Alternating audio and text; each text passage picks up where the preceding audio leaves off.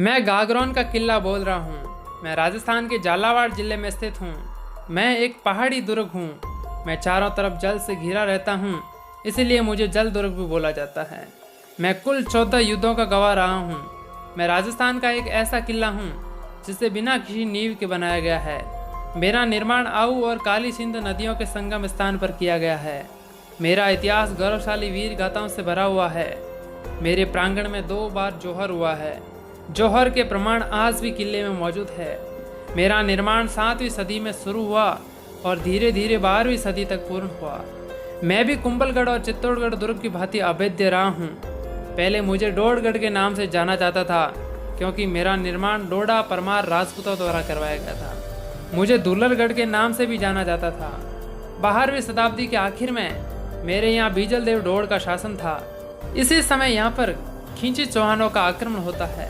देवन सिंह खिंची ने बीजल देव की हत्या कर यहाँ पर अधिकार कर लिया।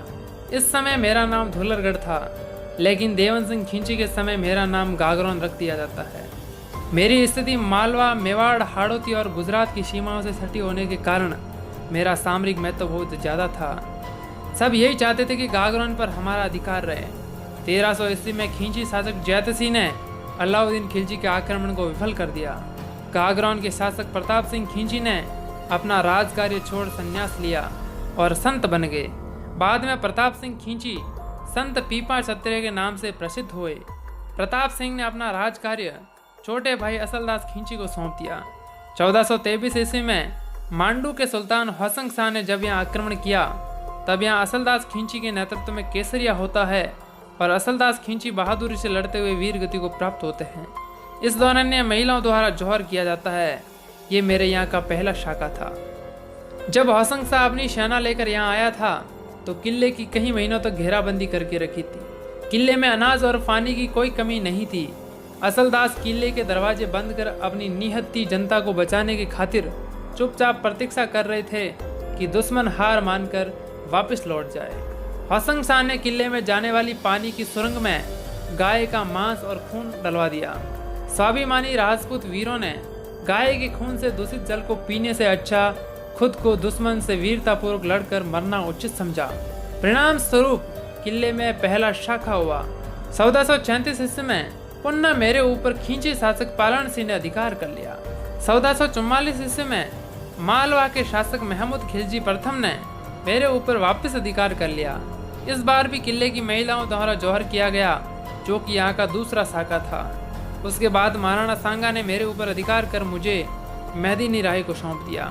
1532 ईस्वी में गुजरात के बहादुर शाह, 1542 ईस्वी में शेर शाह सूरी और 1562 ईस्वी में मुगल बादशाह अकबर ने मुझ पर आधिपत्य कर लिया। बाद में शाहजहाँ के समय मुझे कोटा रियासत के शासक मुकुंद सिंह को सौंप दिया। उसके बाद से लेकर 1948 ईस्वी तक मैं कोटा रियासत के अधिकार में रहा। 3 प्रकोटे सुरक्षित मेरे अंदर सूरजपोल, भैरवपोल और गणेश पोल प्रमुख प्रवेश द्वार है। मेरे परिसर में विशाल जौहर कुंड, राजा असलदास और उनकी रानियों के महल, नकार खाना, बारोल खाना, टकसाल, मधुसूदन मंदिर और शीतला माता मंदिर और सूफी संत मीठे शाह की दरगाह में बुलंद दरवाजा प्रमुख है। मेरे यहाँ मान्यता है कि राजा असलदास खिंची आज भी अपने महल में आते हैं और पलंग पर सोते हैं तथा हुक्का पीते हैं। ये सब जनश्रुतियाँ हैं, मान्यताएं हैं। हकीकत तभी पता चलेगी जब आप स्वयं रात के समय राजा के उस महल में सोएंगे। आज के इस वीडियो में इतना ही। मिलते हैं अगले किसी ऐतिहासिक अध्याय के साथ। जानकारी अच्छी लगी हो तो चैनल को सब्सक्राइब जरूर करें। धन्यवाद।